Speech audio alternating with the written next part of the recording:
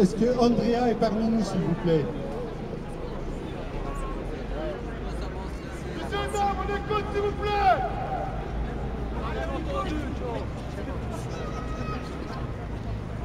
Messieurs, dames, on vient ici, s'il vous plaît.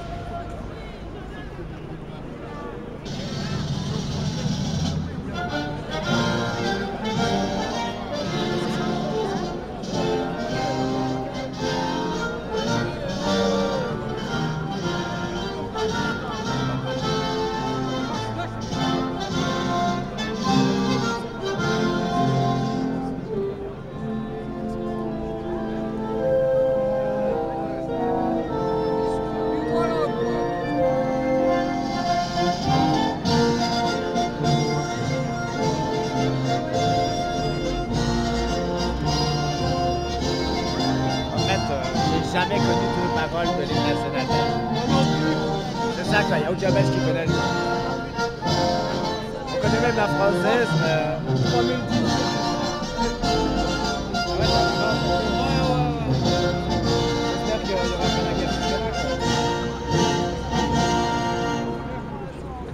Voilà, merci à tous d'être venus. Nous allons d'abord commencer par un petit mot sur la semaine dernière. Soyons fiers du monde qui s'est réuni ici pour le même combat. Soyons fiers aussi de la charte que nous avons adoptée. Pas parfaite, parce que ce n'est pas notre métier, mais appréciée au-delà des frontières jusqu'en France.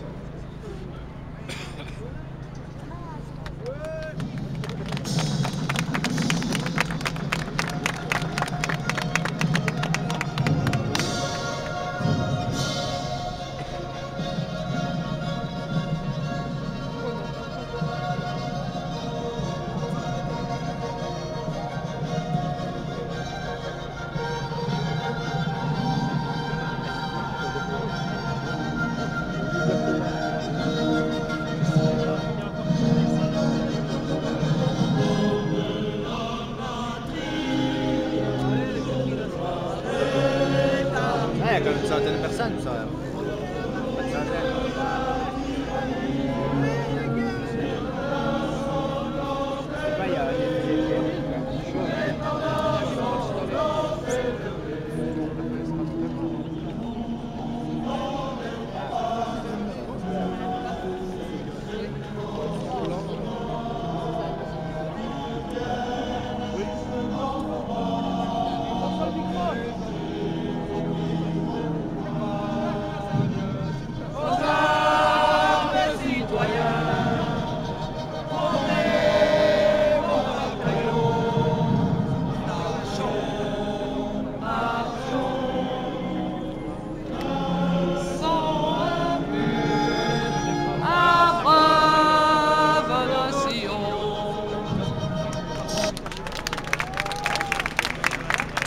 Voilà, maintenant nous allons laisser également la parole à nos amis français qui sont venus jusqu'ici pour nous. Bonjour à tous, bonjour à toutes. On a une petite délégation, il y en a quelques-uns qui sont un peu perdus en route, mais je vous assure que le cœur est avec vous aujourd'hui, puisqu'on a fait le déplacement la plupart depuis la métropole de Lille. Et pour la simple et bonne raison que nous aussi on manifeste. On a une grosse manif à Lille tous les samedis à 14 h. Mais comme nos amis de Liège sont venus nous fourrer cette semaine en nous expliquant qu'il y avait des gilets jaunes un peu ailleurs, on s'est dit bah on est tous gilets jaunes, on est tous là aujourd'hui, on a tous les mêmes revendications, on a tous un cœur et surtout on a tous un cerveau. Donc merci à ceux qui réfléchissent, merci à ceux qui sont tous ici, merci à ceux qui ont respecté cette charte telle que nous sommes en train de l'écrire aussi en s'en inspirant grandement, puisque en France nous aussi on se sent tous spoilés, on se sent tous écrasés, on a tous des fins de mois difficiles, on a tous aussi entre les mains la possibilité de faire quelque chose. Donc soyons fiers de cette couleur qui est jaune, qui n'est pas une religion, qui n'est pas un parti, qui n'est pas une politique, qui n'est rien de tout ça. On est vraiment tous de la même couleur, on a des âges différents mais on a tous le même cœur et j'espère que vous êtes tous d'accord avec moi pour dire que vive les gilets jaunes, tous ensemble!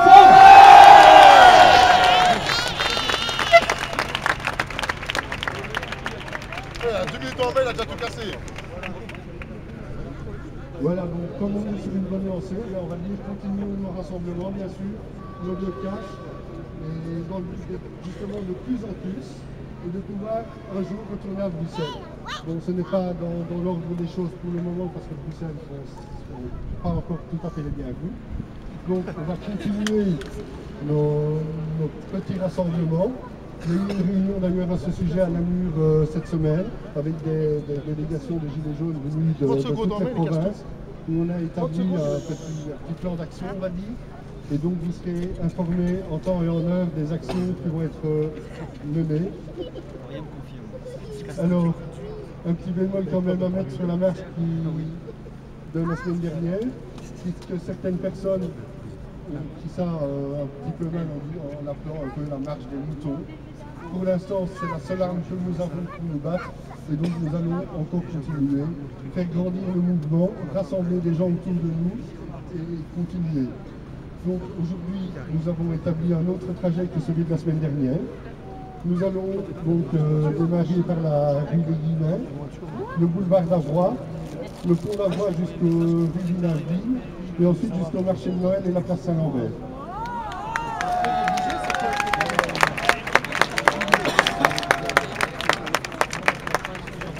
On ne veut pas toujours être confiné là où on nous attend, et le trajet a été donné à l'avance.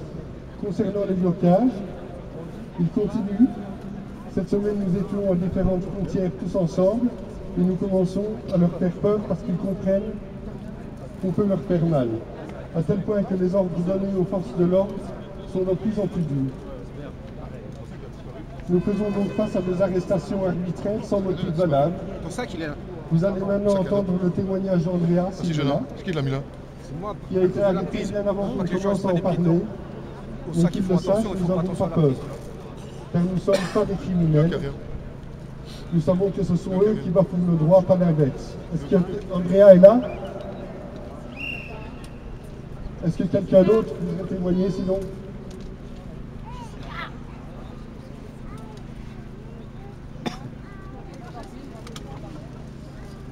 Bon, là, un dernier point.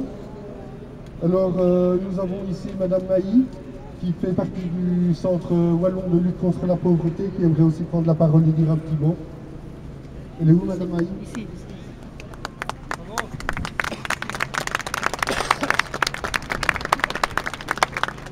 Alors, bonjour à tous. D'une part, je suis ici à titre personnel comme gilet jaune et pour rejoindre les gilets jaunes, mais aussi comme secrétaire général du réseau wallon de lutte contre la pauvreté.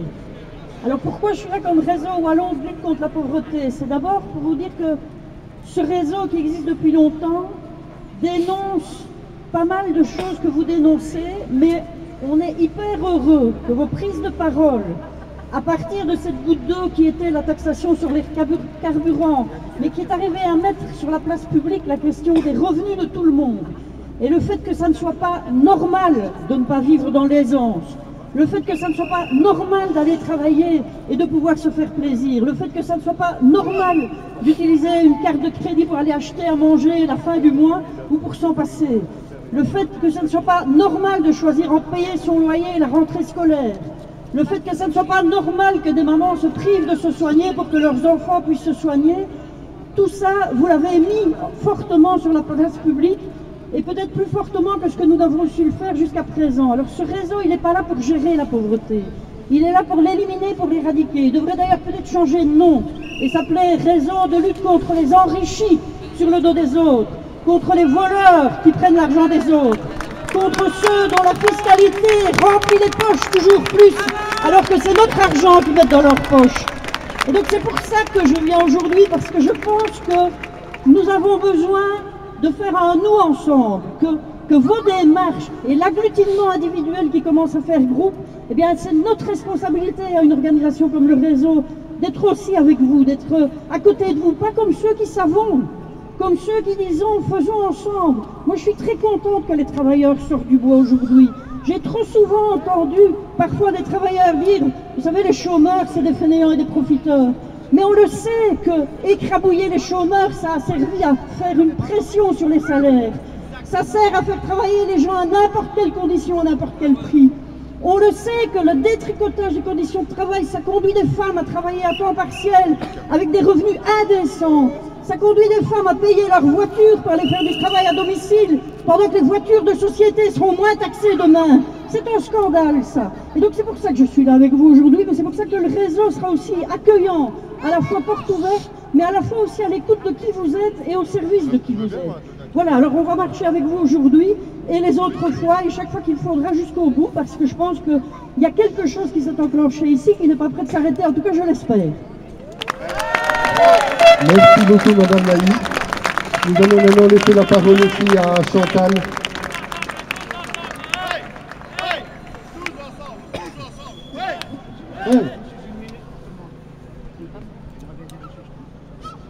Donc nous allons laisser la parole à Chantal aussi, qui a été arrêtée aux frontières apparemment de manière arbitraire. Je vais lui laisser la parole, elle va nous expliquer ce qu'elle a vécu. Bon, bonjour à tous. Excusez-moi, je n'ai pas l'habitude de parler en public.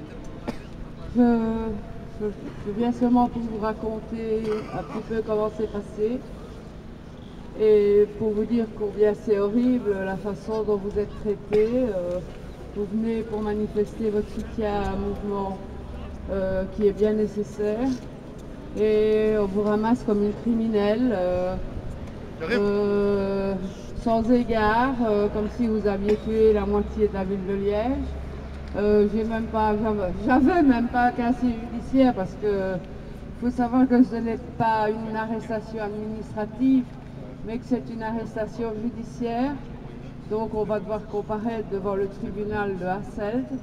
Vous imaginez, parce que comme on était sur le territoire flamand, et vous savez qui on a en face de nous à ce moment-là, hein. Alors vous êtes traités dans des conditions inhumaines, on vous enlève tout, vous n'avez même pas un mouchoir, vous n'avez pas l'heure, vous êtes dans un cachot sur des blocs de béton alors qu'il gèle dehors sans chauffage. Et puis on vous tire de votre cellule comme ça, en disant allez, on vous transfère parce que ce n'est plus administratif, c'est judiciaire. Ah bon?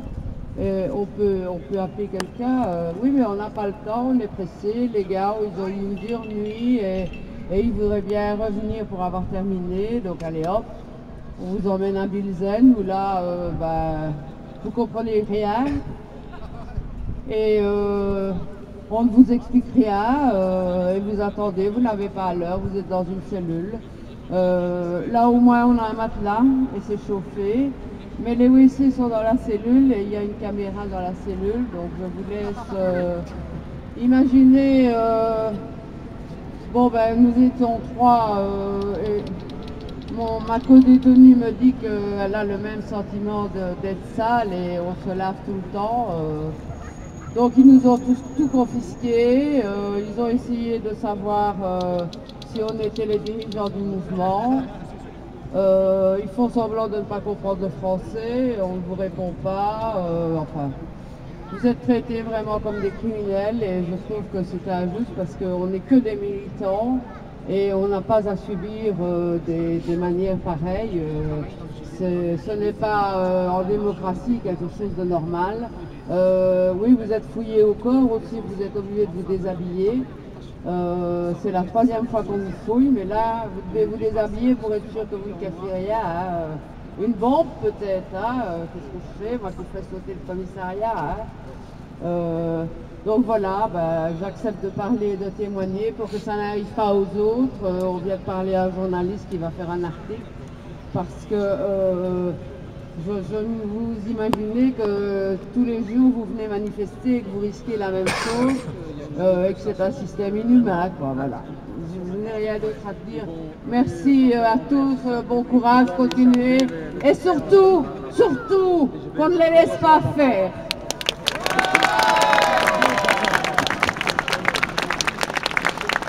Voilà, nous avons encore une autre personne ici aussi qui voudrait apporter un petit témoignage, un ancien du génie civil.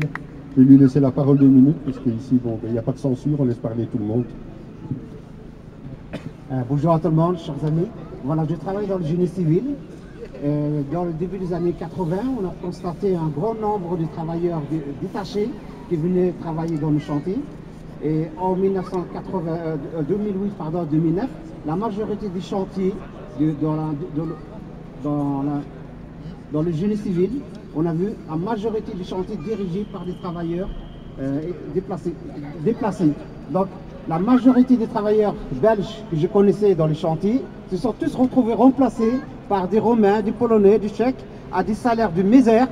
Je vous donne un exemple, des Portugais qui étaient payés à 3 € de l'heure. Et je demande comment est-ce qu'ils arrivent à vivre avec 3 € de l'heure. En réalité, ils sont payés en noir. On leur donne des enveloppes à la fin du mois. Voilà la réalité dans laquelle nous vivons aujourd'hui.